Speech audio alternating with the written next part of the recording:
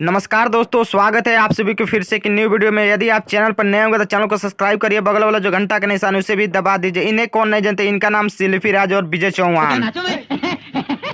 आपसे बता दूं कि सिल्फी राज और विजय चौहान एक दूसरे के साथ रहा करते हैं, लेकिन अभी के डेट में सिल्फी राज और विजय चौहान के साथ बहुत ज्यादा झगड़ा हो रहा है। इसलिए कि जो विवेक पटेल हैं बार बार सिल्फी राज के पास फोन कर रहे हैं, और जो विजय चौहान है सिल्फी राज से कह रहे हैं कि तुम इनके फोन के क्यों नहीं जवाब दे रही हो, कि मेरे पास फोन ना करो।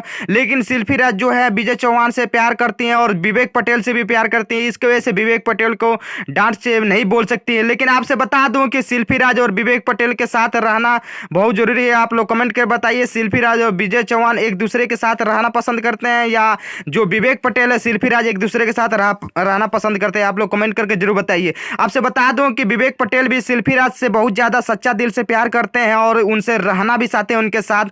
आपसे बता दूं कि सिल्फी राज भी विवेक पटेल के साथ रहना पसंद करती हैं, लेकिन कुछ ऐसी मजबूरियां हैं जो सिल्फी राज विवेक पटेल के साथ रह नहीं सकती है। इसलिए को जो विजय चौहान है उनके साथ काफी मतलब दिन से रहने की वजह से कुछ ऐसा मतलब प्राइवेट चीज हो गया है कि जिसे विजय चौहान के साथ रहना ही पड़ेगा।